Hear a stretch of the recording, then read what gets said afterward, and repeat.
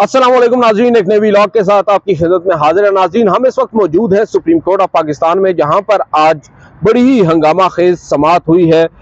तकरीबन 55 मिनट की ये समात थी और आप कह सकते हैं कि समात में आज चीफ जस्टिस ऑफ पाकिस्तान की जानिब से बड़े ही वाज़ेह तौर पर पैगामात दिए गए हैं और अब ये मुकदमा किस जानिब जा रहा है वो सिमत भी उसका तयन कर लिया गया है। आज समात के अख्तिताम पर अगर आए, आपको बताएं कि अटॉर्नी जनरल ऑफ पाकिस्तान खुद ही रोस्टम पर आ गए और उन्होंने कहा कि वकील जो है इलेक्शन कमीशन के, वो अपने दलाइल इससे पहले कि शुरू करें, मैं कुछ अदालत के सामने गुजारिशात रखना चाहता हूं। और उन्होंने कहा कि देखें, आपने गुज़िश्ता रोज एक बात कही थी कि हमने वो नुकात पहले नहीं उठाए जो अब उठाए हैं, तो उस पर उन्होंने कहा कि ऐसी बात नहीं है। हमने जो अदालत के सामने अपने कंसाइज स्टेटमेंट्स फाइल किए थे उनमें हमने ये तमाम तर नुकात उठाए थे, मगर अदालत ने उस वक्त हमारी वो बात सुनी नहीं, जिस पर चीफ जस्टिस ने उनको एक मुस्कुराते हुए कहा कि देखें अटॉर्नी जनरल साहब, हम तो खुश थे कल जो आपने ये नुकात उठाए हैं, चलें कम से कम अब आकर आपने कोई मुस्बत चीज़ें सामने रखी हैं और मेन मुद्दे पर आप आए हैं, और सबसे पहले अब आपने घबराना नहीं। चीफ जस्टिस ने कहा कि आपको घबराना नहीं चाहिए अटॉर्नी जनरल साहब, ये कोर्ट आपकी समाअत के लिए बैठा है।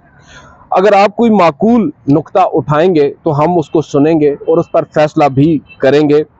आपने ये नुकात बेशक पहले उठाए हैं मगर उन पर बहस नहीं की। आप अब हमारे सामने ये साबित करना चाहते हैं कि नज़रसानी का जो दायरा इख्तियार है, जो दायरा कार है, वो काफ़ी वसी है। हम आपको सुन लेंगे, मगर ये ज़हन में रखें कि अब हम माजी को आपके खिलाफ इस्तेमाल नहीं करेंगे। यहाँ पर चीफ जस्टिस ऑफ पाकिस्तान हवाला दे रहे हैं माजी में जो सुप्रीम कोर्ट का एक फैसला था, उस फैसले को मुतनाज़ा बनाया गया, 4-3 का फैसला या 3-2-1 का फैसला, उस फैसले के ऊपर अब उन्होंने कहा, और साथ जो बेंच के ऊपर एतराज़ और फिर जजेस के ऊपर एतराज़ और बेंचेस की जो कॉन्स्टिट्यूशन है, जो कंपोजिशन है, उसके ऊपर जो एतराज़ात उठाए गए हुकूमत की जानिब से, उसको अब चीफ जस्टिस माजी का किस्सा बयान कर रहे हैं और ये कह रहे हैं कि आपके खिलाफ अब हम उनको इस्तेमाल नहीं करेंगे, आपके जो अपने अमाल हैं हम उनसे आपको जज करेंगे। उन्होंने कहा कि हम आपकी रज़ा के लिए यहाँ नहीं बैठे, हम खुदा ताला की रज़ा के लिए बैठे हैं और हम काफ़ी ज़्यादा कुर्बानियाँ देकर बैठे हैं, आपको मालूम है इस बात का, और हम जो काम कर रहे हैं ये खुदा का काम है, ये अल्लाह का काम है। फिर चीफ जस्टिस ऑफ पाकिस्तान ने अटॉर्नी जनरल से कहा कि अटॉर्नी जनरल साहब, अपने साथियों से कहें हमारे दरवाज़ों पर आकर सख्त बातें ना करें, अपने साथियों से कहें ईवान में खड़े होकर हमारे खिलाफ सख्त बातें ना करें। एक हस्ती है जो सबसे ऊपर बैठी है, वो सब देख रही है और वो अपना काम करती है अटॉर्नी जनरल साहब। उन्होंने कहा चीफ जस्टिस ने कि हमने आपको खुशामदीद कहा, हमने आपको गुड टू सी यू कहा, हम यहाँ पर ओपन हार्ट के साथ बैठे हैं, हम यहाँ पर कल्बे सलीम के साथ बैठे हैं, हम एक बड़े मकसद के लिए बैठे हैं। चीफ जस्टिस ने कहा कि हमारा दिल बिल्कुल साफ है, आप परेशान ना हो, हम आपको सुनेंगे, आप पैगाम दे दें। अब चीफ जस्टिस ने पैगाम किसको देने का कहा ये बोला नहीं, मगर ये कह दिया कि आप उनको पैगाम दे दें कि हम खुले दिल के साथ, साफ दिल के साथ, कल्बे सलीम के साथ बैठे हैं और आपको सुन रहे हैं और आपको पूरा मौका फ्राहम करेंगे।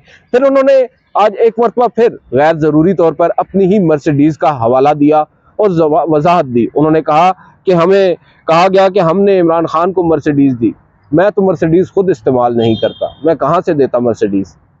इमरान खान को मर्सिडीज़ हुकूमत ने प्रोवाइड की है, पुलिस ने उनको बंदोबस्त करके दिया है। उसके बाद खैर मामलात आगे बढ़े। जो इलेक्शन कमीशन के वकील हैं सजील सवाती साहब, उन्होंने आज फिर तकरीबन वही नुकात उठाए जो नुकात वो कल उठा रहे थे, और नुक्ता बुनियादी तौर पर एक ही है, नज़रसानी की दरख्वास्त का दायरा कार।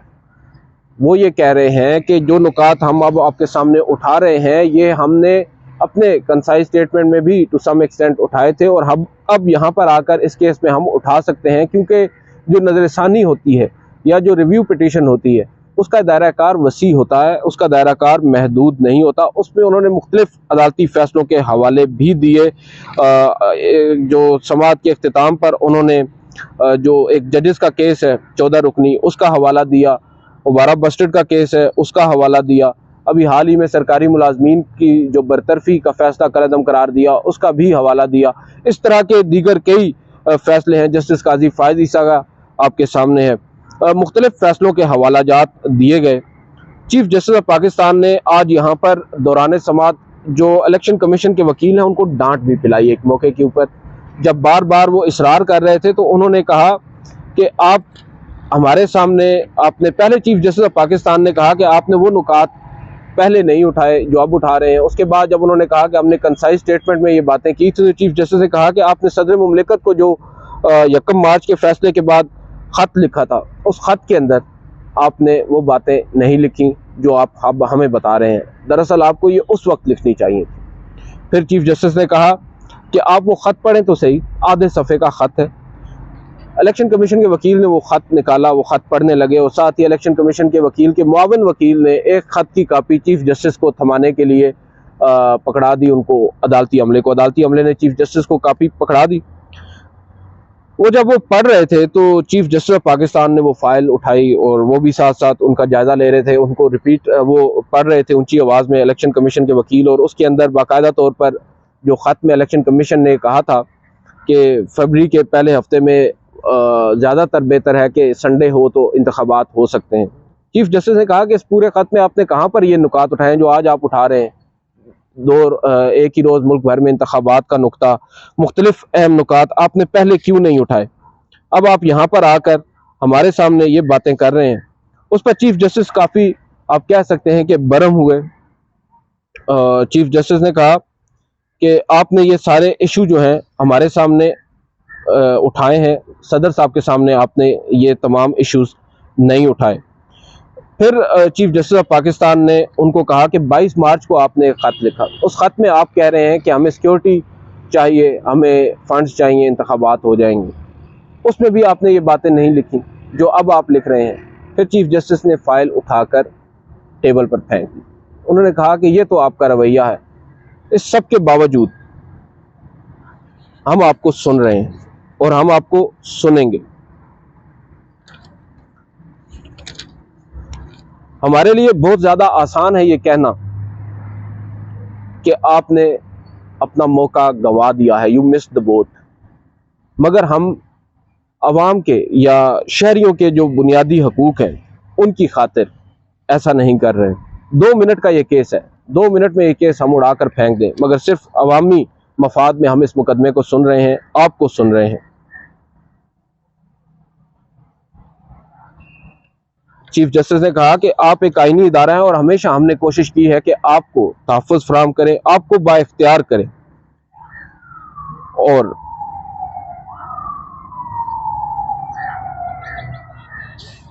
इसके बाद चीफ जस्टिस ऑफ पाकिस्तान ने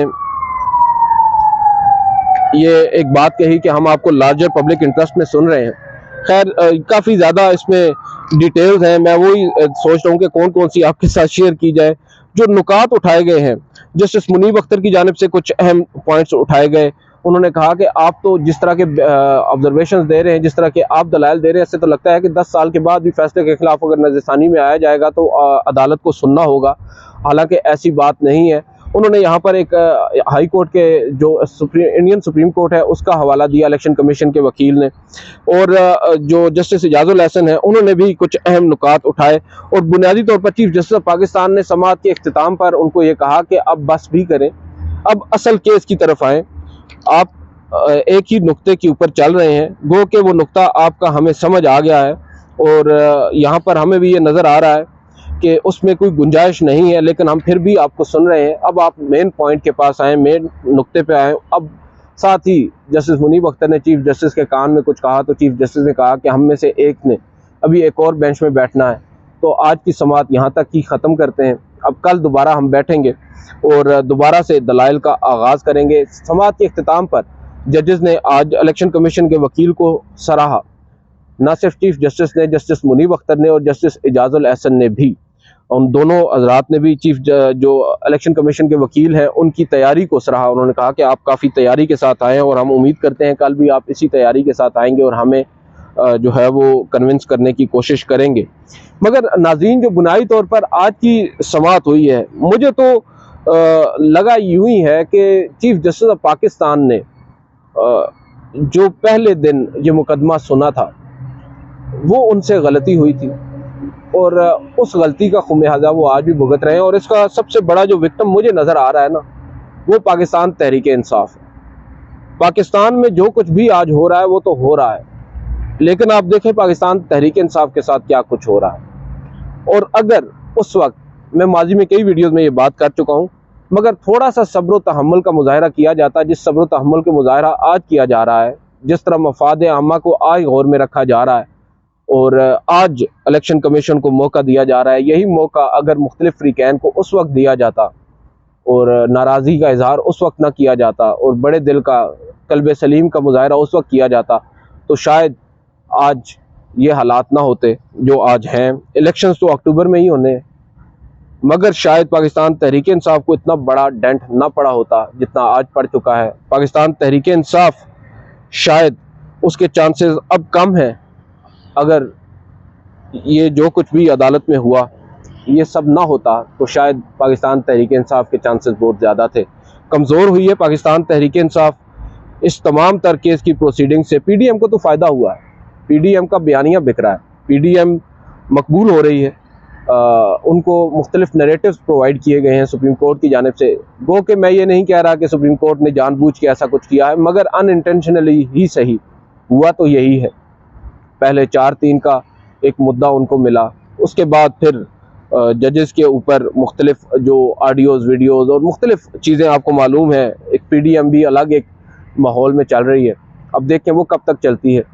आज की समाअत इतनी ही है, आपको अब अगली वीडियो में बताएंगे और नई तफसीलात के साथ आपके सामने हाजिर होंगे। इजाज़त दीजिए, अल्लाह हाफ़िज़।